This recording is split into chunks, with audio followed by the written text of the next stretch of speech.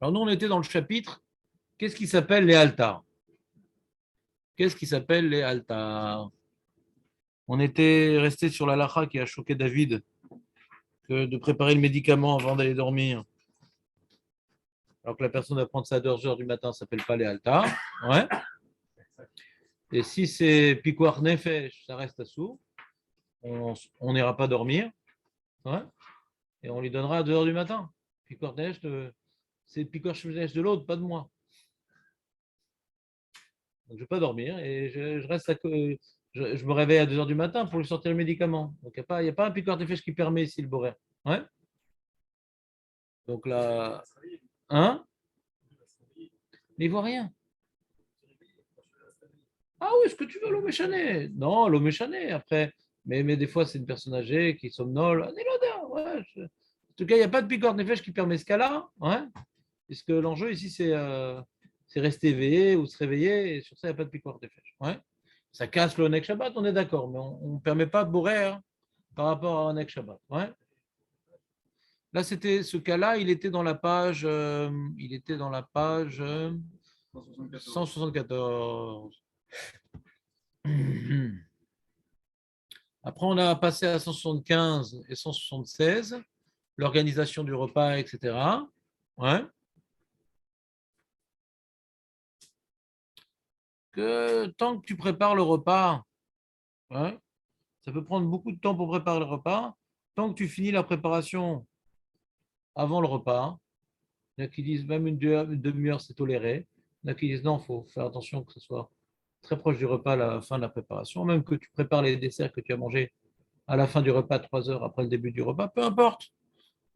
Derrière Achila, hein, c'est on prépare avant le repas. On n'est pas obligé de se lever au milieu de repas, recommencer à faire une préparation, et couper des fruits, etc. Derrière Achila, c'est avant le repas, j'ai tout préparé. Donc, ça s'appelle les altars.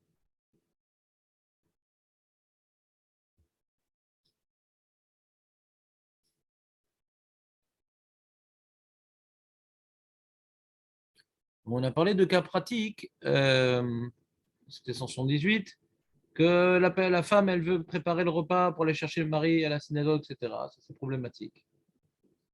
Si, pour préparer le repas, elle fait boraire, bien sûr. Si elle prépare les choses dans lesquelles il n'y a pas de boraire, elle met des assiettes, hein.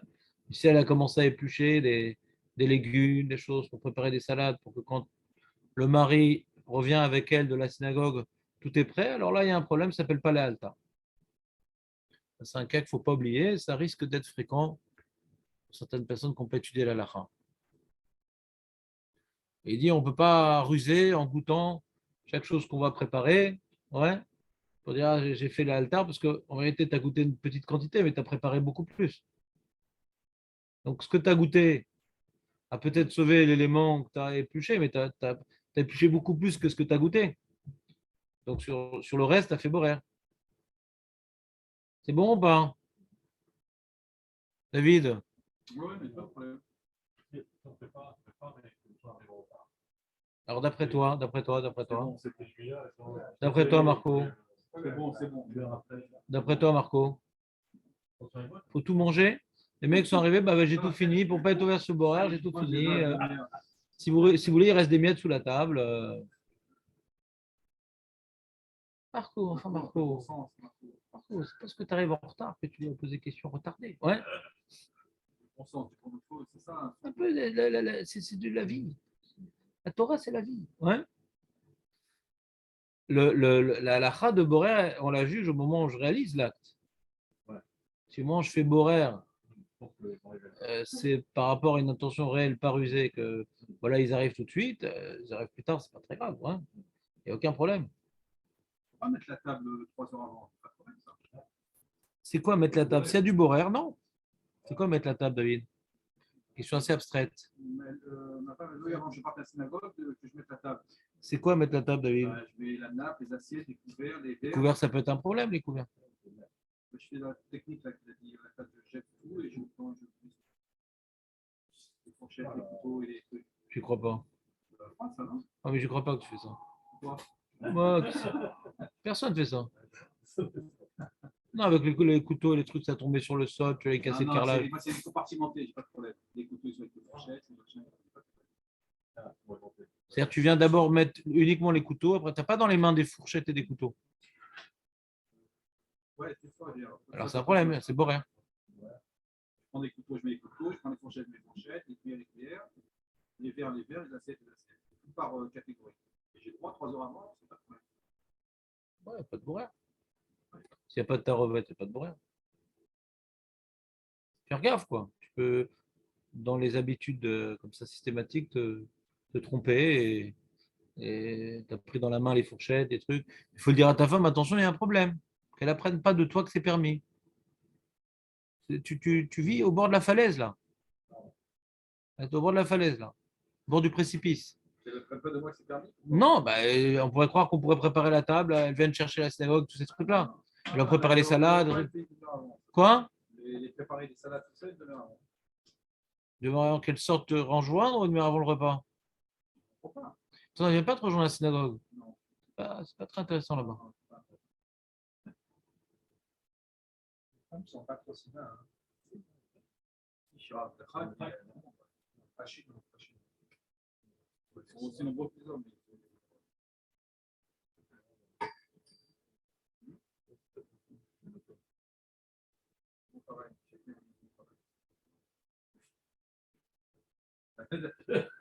Ça, il faut lui expliquer comment ça marche.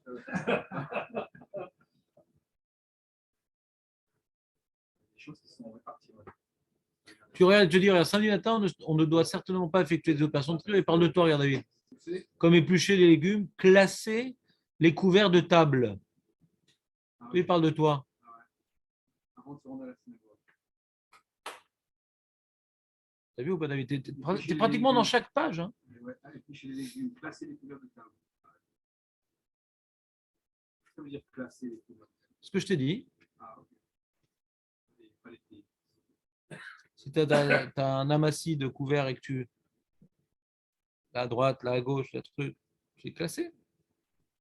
Mais si tu vas prendre maintenant les couteaux, et tu mets les couteaux, après tu vas prendre les fourchettes, tu mets les fourchettes. Tu n'as pas dans la main des couteaux et des fourchettes. Ou bien je peux prendre de la main droite les couteaux, la main gauche les fourchettes. Et je pose les couteaux, tac, tac, tac, les fourchettes, tac, tac, tac. Comme ça aussi, si tu ne veux pas faire d'aller-retour. Pas dans la même main un mélange qu'après je classe. Des verres à whisky et des verres à anisette, c'est pas grave.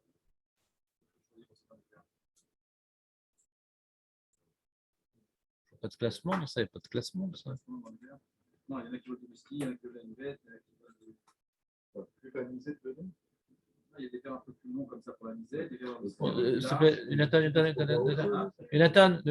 il attendait la remarque parce qu'il y a tout un truc à nous apprendre sur la chose. Non, c'est mais important de voir la bonne, le bon liquide dans le bon verre. Ça fait partie de D'accord. Faites pas ça, vous. Ah ouais. Tu vois pas une bourrade dans un verre comme ça. Moi tout. Moi tout. Non? La fois quand on a un verre spécial, je mets dans l'autre verre pour contrarier la personne. Le whisky là en argile, là, comment il s'appelle ce whisky là? Le bleu là, tu connais la bouteille bleue? Vous buvez dans un petit verre? Non, ouais. Verre, là, non, en plastique. Amène-moi un verre en plastique. Le mec était écœuré. Non. C'est quoi cette votre d'Azara? Un verre comme ci, un verre comme ça. Les goïms, ils ont décidé, on fait comme eux. Beroukotem, l'otelechou. C'est quoi ce délire? C'est un kiff de. Et ils ont décidé comme ça, les mecs. Ils ont décidé. Tu fais tout ce qu'ils te disent. Et s'ils te disent avec les bras comme ça, il y a un pied levé, tu vas faire aussi. Un bon vin, vous ne buvez pas dans un verre en plastique comme moi. Non, parce que ça altère le goût. Le vin désaltère. C'est important le comportement. D'accord. Alors, les règles d'hospitalité imposent de présenter sans invité un plat complet. Donc, tu vois, Marco, par rapport à ta question, il y a un autre cas qu'on avait vu, c'est tu peux faire préparer une belle salade de fruits alors que tu sais qu'ils ne vont pas tout manger. Ils vont même manger 10%. Mais les Revaudam, tu prépares une belle salade de fruits. Pas un petit pot comme ça. Vous mettez des bananes avec les fraises, dans un verre à whisky. Toutefois, il est défendu de réaliser un tri sur des aliments qu'ils emporteront avec eux. Tu sais, il a de la route, le truc, il a 20 minutes à marcher. Tu lui épluches une pomme, comme ça il croque sur la route. invité. Alors, s'il croque tout de suite, il n'y a pas de problème. Mais s'il va manger chez lui à la maison, c'est un problème. C'est pas l'altar. Oui, mais je ne peux pas lui passer quand il est à la maison, il habite loin. Alors moi, pour moi, c'est maintenant le moment que je vais donner. Oui, pour toi, c'est le moment, maintenant, c'est le moment. Mais ce n'est pas Samour la Achila. Ce n'est pas Samour la Seouda. Comment? En tout cas, pour les enfants, Au jardin, exactement. La même chose. D'après certains décisionnaires, alors on est arrivé à la page 181, bien sûr. ah, vous avez passé. Non, j'ai fait tout ça, c'est bien. Si on parle de toi, Marco, même si le moment exact d'arrivée des invités reste incertain. Je ne sais pas quand ils vont arriver. C'est 11h au midi, donc je vais être prêt à 11h. Ça ne se fait pas qu'ils arrivent et que je suis en train de faire la vaisselle. Il vient m'aider, tiens. Donc, je vais préparer le repas par rapport au moment où il est susceptible qu'il puisse arriver, le début de l'intervalle. Ça reste humain, le judaïsme, David. Bah oui, La femme aussi, elle peut préparer pas quand il va venir le mari. Ah, ils ont des problèmes de couple. Non, c'est pas que non, des fois, ils restent là, ils font des petits apéritifs et tout, préparer. chez les Français. Ça dure une demi-heure de plus. Il va demander à Boy ou pas. Il précise, le Rav Elul, il serait inélégant d'attendre qu'il soit déjà là pour commencer la préparation des plats. Pour le mari, on ne dit pas la même chose. Hein. C'est pas très grave, quoi. Il est élégant. Il n'aime pas. Ouais. Bah, c'est lui qui arrive en retard. Hein. L'apéro, là. J'ai vécu ça. Hein, ouais. L'apéro.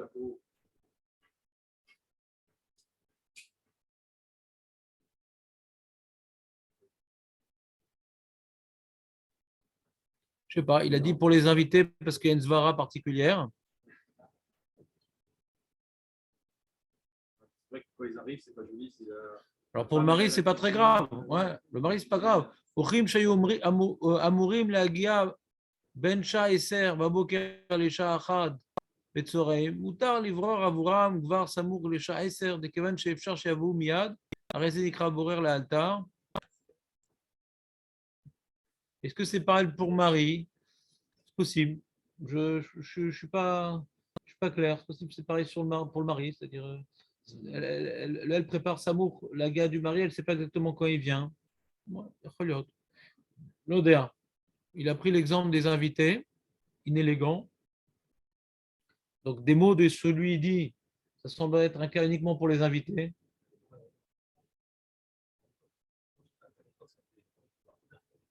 Ah. L'époque, c'est quelle époque? C'est quand l'année? C'est quand l'année où tout a basculé, Julien? Nos parents encore, Julien. Ah ouais? C'est fini, ça a basculé. Tes parents encore, c'était comme ça? Ouais, moi quand on arrive à la synagogue, jusqu'au droit de Ouais.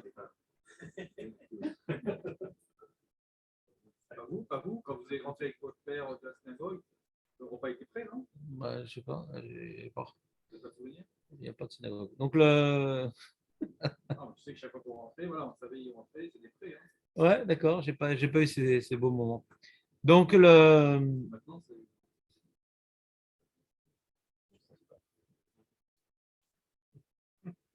Alors, regarde, il y a une note qui va plaire à Julien. Il y a une note, la note 104. T'aimes bien la note 104, Julien, ou pas? Il ne grossit pas le truc, c'est bizarre. La fonction zoom. Voilà. C'est intéressant ce Windows 11. Hein. J'ai chargé Windows 11, il ne me fait que des problèmes. Ouais. Vendeur. Comment je grossis ça maintenant? Ça ne marche plus mon truc. Rien. C'est la fonction zoom. Non, c'est pas ça. Une seconde. Voilà, ça, on a fait.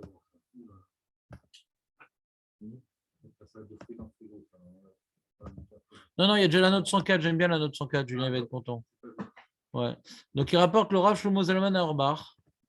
Tout ce qu'on a dit depuis le début, c'est un problème. Istapek haim mutar liklov perot kediliten l'oreach les tzedal aderech. Ouais, il y a un safek. Maintenant, ce que j'ai dit tout à l'heure, ouais. Par rapport à moi, c'est les altars. Par rapport à lui, c'est pas les altars. Moi, je vais te mettre à auto. Je vais lui éplucher une pomme qu'il va manger dans 1 heure. Mais c'est le dernier moment, je peux lui éplucher. Afalpi chez Allo yochal et aperot reklar zman ou meidar areze mechabdo. Moi, je suis mechabed auto, les altars. Bien que son achila, elle est plus tardive. Il a un safek, le Rav Orbar, sur ça. C'est compliqué comme cas, quand même. C'est compliqué. Contrairement à la personne âgée que je donne des médicaments, je peux lui donner à n'importe quel moment. C'est moi qui veux maintenant aller dormir. Ouais. Mais là, lui, il part maintenant. C'est pire que le cas de la personne âgée. Ouais. Lui, il part. C'est-à-dire, c'est le dernier moment, je peux être mechabed auto. Et je veux lui éplucher une pomme pour être mechabed auto. C'est archav. Après, c'est plus notre ressort. C'est lui qui a décidé de la manger dans 1 heure, dans 2 heures. Je sais, il m'a dit qu'il va la manger dans 2 heures. Il m'a dit, je sais. C'est pas un safek. Je sais qu'il va la manger dans 2 heures. Il dit, j'ai vraiment pas faim. Et d'accord, mais quand tu arriveras à la maison, ah tiens, tu as raison, quand j'arriverai à la maison, c'est une bonne chose. Mange-la quand tu peux. Je te parle de ce cas qui est intéressant. J'ai pas envie de changer de cas parce que ce cas m'intéresse. Ouais. Alors il dit, alors il a un safek, le Rav Orba. Par rapport à moi, par rapport à mon action d'être mechabed auto, c'est l'alta. Et par rapport à son achila, c'est l'alta. Le shoot Asni de Bérou du Rav Zilber, Katav l'achmir basé. Comme ça, il rapporte Shouat Shalkecheta. Ouais. Il rapporte la Chumra, Vesham Ehara Katav Veshem Arav Orbar. Mistaber Shaborer Kli, Kedé la Shilo le Chavero. Donc, en tout cas, première étape. Ouais. Donc, il y a un safek. Est-ce que ça s'appelle les altars ou pas les altars? On est marmir. N'oublions pas que c'est un safek de Raïta quand même. N'oublions pas que c'est un safek de Raïta quand même. Parce que si tu fais un borer qui n'est pas les altars, ça sur de Raïta. Donc, les maasé, il est marmir. Ouais. Que même que moi, pour être mechabel auto, c'est Archav, Shani Rotse Chabel auto. Mais lui, il va manger plus tard. Et tout ce qu'on a dit, nous, tout le éther de l'altar, c'est l'altar. Les chol. Après les chabel, on te dit, tu peux faire plein de fruits pour être mechabel, mais il va manger une partie maintenant. Le paramètre les chabed, il est greffé à la achila, mais il ne peut pas être tout seul par rapport à la achila. Sauf, si c'est susceptible qu'il mange maintenant, alors je peux être mechabed en mangeant beaucoup. Mais si je sais qu'il va le manger beaucoup plus tard, c'est moins évident. T'es avec nous, Aurel, ou pas? Je te sens pas avec nous là tellement. Vas-y, quoi tu penses? Ça a l'air plus intéressant que ce que je dis. Surtout ne dis rien. Ça, c'est un cas. C'est un cas pratique de Borer ou bien c'était un penthouse Malheureusement, avec un Tama 38? Ouais. Après, il rapporte un autre cas intéressant, Julien. Il dit, au nom du Rav Orbar, toujours, Mistaber Shaborer Kli Kede la Shilo le Chavero ou le Shreno. גם אם עלו לא ישתמש בו רק לאחר זמן, נחשב כבורר לאלתר, כיוון שבברירת הגמר המשיל את שימושו בכלי, ואין צריך לשאול את החברו אם בכוונתו לשימוש מיידי. מיושם בסוף ההערה תמה על דבריו, ממה שכתב האור שמח, ואפילו כוונתו בשביל לשלוח לחברו אסור.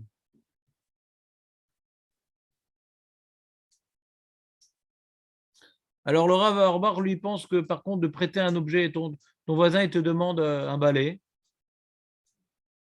À 10 heures du soir, il a peur que tu aies à dormir et il va l'utiliser à minuit, etc. Il dit, ah, ça, le Rav Orbar lui dit, ah, là, ça, c'est permis. Pourquoi? Parce que par rapport à la mitzvah d'être machine un keli, ouais, j'ai fini mon truc. L'utilisation du keli, c'est d'être machine. Ouais, c'est maintenant que je suis machine. Et lui, mais il demande le 1. Ouais, je sais pas, un truc où il faut trier, ouais. Un truc qu'il faut trier. Alors, si balai, c'est compliqué, alors prends un autre Kelly. Ouais. Un couteau spécial pour couper la viande. Ouais.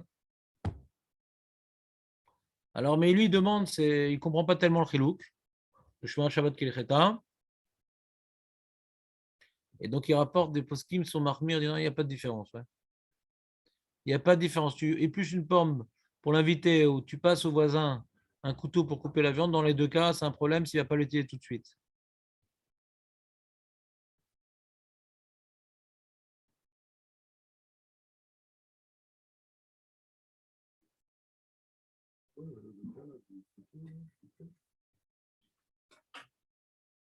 Ton voisin te demande un couteau pour couper la viande. Il est mélangé à tout plein de couteaux, ton couteau. Il ne va pas l'utiliser tout de suite. Est-ce que tu peux lui prêter? Tu vas faire boire pour lui prêter. Il ne va pas l'utiliser tout de suite. C'est pour demain matin. Et si tu te lèves tard, alors il veut te le demander le soir. Alors c'est un safek. On est marmire. On est marmire. Un couteau spécial pour la viande, ça peut être Tibrera. Il est mélangé avec plein d'autres couteaux. Non, je veux dire, c'est le miniocrate pour couper le genre de viande. Sinon, tu passes une passoire. Une petite passoire à la place de la fourchette. Voilà. Pourquoi parler de ça? Je sais pas pourquoi parler de ça. Non, mais je comprends pas pourquoi il parle de ça. Il y a un couteau qui est mélangé avec des fourchettes, avec des cuillères, etc. Je crois. Et donc je sors un mélange. Ah, mais pourquoi tu parles de ça? Ouais. Tu veux embrouiller l'affaire? C'était trop clair? C'était dommage comme ça? C'était trop clair? D'accord. C'est un truc que tu sais que tu ne pourras jamais utiliser non plus. Quoi? Tu ne pourras pas utiliser ton. Une passoire? Bah d'accord que je peux lui passer une passoire. C'est un clibrera, ouais. Ce qui fait, c'est qu'une passoire. C'est Cholot même Mouxé, ouais. Si on ne peut pas l'utiliser autre chose que pour être borer, c'est Mouxé. Si on peut l'utiliser pour autre chose, alors c'est un cliché Berthollet Issour, ouais, tu as Goufo, tu as mais comment? Casser une noix avec, ouais. Mais c'est carrément hors sujet, quoi. C'est carrément un sourd de penser une telle question. Sourd d'oreille, ouais. Je vous emmène au bar. Aujourd'hui, c'est Saïdoula. C'est un génie, un génie. Ils ont dit, c'était de là au niveau de la halakha, c'était un. Pas uniquement. On parle beaucoup de ça. Non, pas uniquement, c'est un génie. Et gentillesse. Ah ouais, il était toujours, on l'a surtout toujours souriant. Ouais. Toujours souriant. C'est bien qu'on parlait de aujourd'hui. Ouais, très bien. Il était Rosh Hashiva de Kol Torah. C'est pas la Chavoka du Rabbi Olia? Ils étaient pas ensemble, Ouais, ils ont étudié tous ouais, ensemble. le machin où ils ont les voyés. Ouais, bon, c'était la même époque, quoi. Donc, Ouais. c'était assez l'éveillé, d'ailleurs. Ouais, Ouais. en 95. Ouais. Et donc, 300 000 personnes. ouais, c'était une des plus grandes. C'était le début des grandes lévaillotes. Ouais. Ah, mais non. Et lui, quand il a été choisi Rosh Hashiva de Kol Torah, il était jeune, etc. Un truc. C'est comment il a été choisi? Parce qu'il y avait une question qui a été posée. Et il dit, je sais pas. Et bon, c'était un gaon, il aurait pu trouver une réponse. Ouais.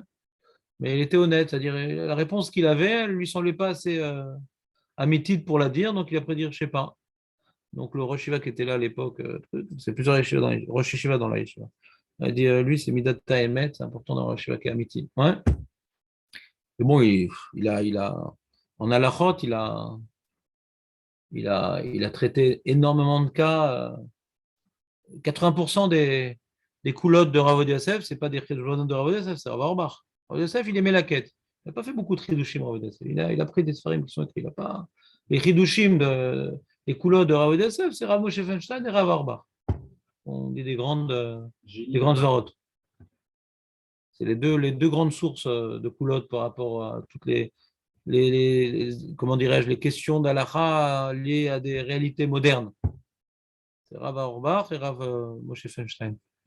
Ça vous plaît. L'idée à ce que l'étude aboutisse à l'action. Lorsque l'un de ces mashgirim de l'Yeshiva lui demandait conseil auprès d'un sujet, le Rav Shmuel Zalman répondait il faut que les propos soient très concrets. Comme je dis à Jonathan, donne-moi un cas, donne-moi un exemple. Il faut que ça aboutisse à l'action. C'est pour ça que je vous demande, moi je vous demande des cas concrets. Je suis un peu dans cette démarche. Non, c'est normal. Mais c'était le Gilgoul de Rav Auerbach, mais c'est marrant que tu sois né avant qu'il soit mort. C'est un cas de Gilgoul un peu bizarre. Maintenant, il parle de quelle la femme de Ménache. La femme de Ménache, elle veut préparer le repas parce que pour faire sa sieste, etc. Mais ils ne vont pas manger maintenant. Ça s'appelle l'altar pour elle ou pas? Hein? Ouais, elle va manger avec la famille. Non, elle ne mange pas avec la famille. Elle est juive, elle est juive. On est une femme de ménage portugaise. Ouais. Bah oui, parce qu'elle doit s'occuper des. Elle a son programme. Bon, bah, les mecs, éliminés. Ouais. Si elle doit s'occuper des enfants, des trucs comme ça. Bah, elle Ouais, s'occupera des enfants À un moment, avant. par exemple, elle prépare les salades. Mais elle n'a pas le droit de préparer avant la harila, je comprends D'accord, pas. mais elle s'occupe des enfants après. Azma, Mazekachou. Les enfants, quand ils ont faim, on n'a pas le choix, il faut leur donner à manger. Tu as changé de cas, David, mais c'est pas concret. Ouais, Tu as changé de cas, mais c'est non, pas concret. Elle veut préparer pour après s'occuper des enfants. Ça sourd. À la fin, ils sont d'Oraïta. À la fin, ils sont d'Oraïta. Ouais, mais après, le problème, c'est que quand j'arrive, elle prépare les salades, après, les enfants, ils sont fatigués. Mais ils seront fatigués, les Rod Shabbat, je sais pas compris. On a le droit de faire Borer, les Altar. C'était pas de l'Altar, on n'a pas le droit. C'est quoi ce truc que je dois préparer les enfants? Comment ça intervient avec Borer, cette histoire-là? Non, c'est combien, quoi. C'est pas une combine, c'est la sourde d'Oraïta. C'est vrai, ça. Bah oui. Si elle prépare 1 heure à l'avance le repas et qu'elle sait qu'on ne va pas manger avant 1 heure pour après faire d'autres choses, le ménage, les enfants, je sais pas quoi, eh ben, elle a fait Borer, c'est tout. Ça n'a strictement rien à voir la préparation du repas et les enfants. Si on mange les enfants, alors là, ça peut être un éther. Ils sont liés au repas. On leur donne à manger, ouais, par exemple. Ouais. Si c'est pour les coucher, les mettre en pyjama, alors je vais faire truc maintenant, je vais préparer maintenant le repas, je vais mettre les couverts, les trucs, les salades, nanana. Après, je vais mettre en pyjama les enfants, ouais, comme ça. Non, c'est bon. C'est suffisant. Moi, c'est une question, ça, par contre. Ça, c'est une question intéressante, par contre. Oui, ça, je pense que j'ai pas le choix. Non, je pense. Je ne peux pas les faire attendre. Tu n'es pas obligé de mettre une table de 30 invités pour donner à manger aux 2 enfants. C'est-à-dire, quel rapport? Non, on va parler de toi, on va préparer la table. C'est manienne, cette fois, on n'a pas les mêmes conclusions, David. Mais mettre à une table d'invités, il y a beaucoup de monde. Tu donnes à manger aux enfants avant. Mais tu fais Borer pour eux avant. Ils veulent manger 2 heures avant le repas. Tu ne vas pas être Borer tout le repas pour 2 enfants alors qu'il y a 30 invités. C'est pas shoot, non? Quel rapport le repas et les enfants s'ils mangent avant? Ça n'a rien à voir. C'est comme s'il y avait 2 repas. Il y a 2 services, quoi. C'est pas compliqué, il faut être logique. Julien trouve ça compliqué? On vient maintenant donner, grâce au livre du Rav Meloul, plein de cas concrets, mais on revient toujours à la même définition. On a toujours la même définition. Il faut maintenant. Alors, on a eu un safek intéressant par rapport à mon cavote, c'est maintenant que ça s'arrête. Par rapport à son là, c'est dans 2 heures. On est marmire dans ça, mais après qu'on ait dit qu'on est marmire, alors tout reste simple. Il faut que ce soit Samour, la Achila, et aucun autre paramètre il intervient. Samour, la Achila. Si on avait ça fait que là, on aurait été embêté, on aurait dû faire différents cas, différents trucs. Non, Samour, la Achila. Il n'y a aucun autre paramètre qui intervient. Si je coupe des pommes, j'épluche des pommes pour les enfants qui vont aller à la guina et qui vont manger ça dans 1 heure, c'est un problème. Prends avec toi le couteau et la pomme.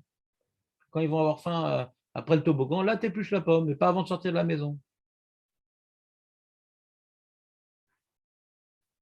À moins que les enfants, ils vont manger sur la route des pommes. Ouais.